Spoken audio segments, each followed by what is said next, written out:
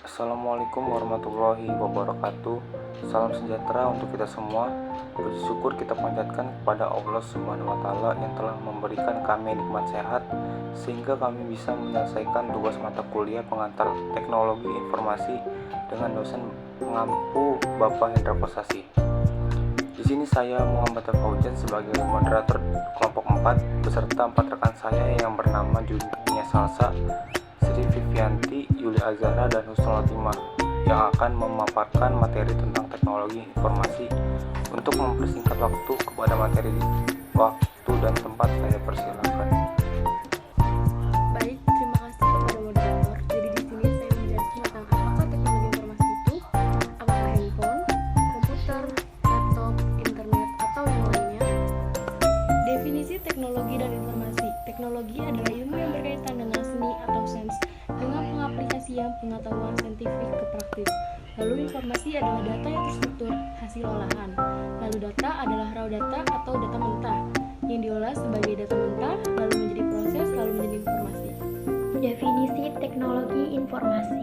Information technology atau teknologi informasi adalah istilah untuk mendeskripsikan teknologi-teknologi yang memungkinkan manusia untuk mencatat, menyimpan, mengolah, mengambil kembali, mengirim, dan menerima. Selanjutnya, apa sih yang membuat informasi ini berguna? Yang pertama yaitu akurasi, kedua lengkap, ketiga fleksibel, keempat dapat dipercaya, kelima berdasarkan fakta, keenam tepat waktu, dan yang terakhir ketujuh mudah diakses. Baik, selanjutnya itu ada komponen TI. Yang pertama itu ada hardware, terdiri dari CPU, memori, input atau output device, and interconnector. Yang kedua itu ada software.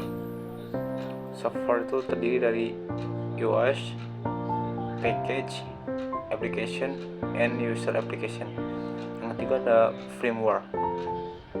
Firmware itu instruksi disimpan permanen dalam ROM.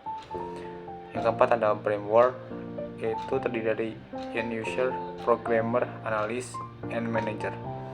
Kelima ada infoware, itu terdiri dari user manual, SOP, and cyberlaw. Selanjutnya, apakah komputer itu?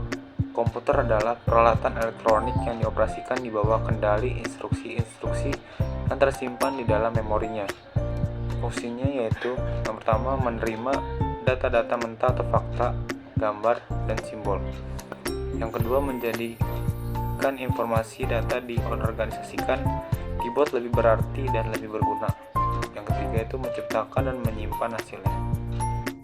Selanjutnya yaitu komponen-komponen komputer. Komponen-komponen komputer terbagi menjadi 6. Yang pertama, peralatan input, yang kedua peralatan output, yang ketiga sistem unit, yang keempat storage, yang kelima CPU, dan yang keenam memori. Yang pertama, peralatan input, yaitu hardware yang digunakan untuk memasukkan data dan instruksi.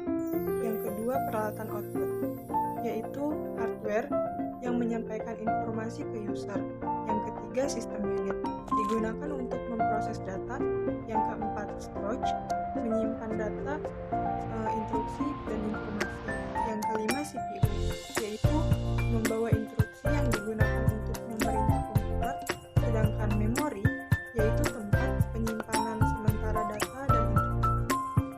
Kemudian ada siklus pemrosesan terbagi menjadi 5. Yang pertama input, yang kedua proses, yang ketiga output, yang keempat penyimpanan, dan yang kelima komunikasi.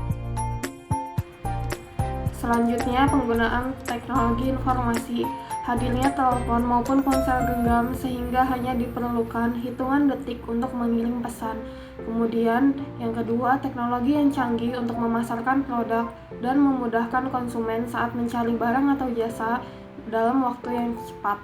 Kemudian yang ketiga, ada pengajaran online di bidang pendidikan menggunakan perangkat seperti laptop dan smartphone. Kemudian, keuntungan penerapan teknologi informasi yaitu kecepatan berupa komputer dapat mengolah data dalam waktu yang sangat cepat. Yang kedua, yaitu konsisten, hasil pengolahan tidak berubah-ubah. Yang ketiga, kehandalan, yaitu yang dihasilkan lebih dapat dipercaya dibandingkan manusia. Yang keempat, ada ketepatan, yaitu komputer dapat mendeteksi perbedaan yang sangat kecil dan dapat melakukan perhitungan yang sulit. Mungkin cukup sekian presentasi dari kelompok kami.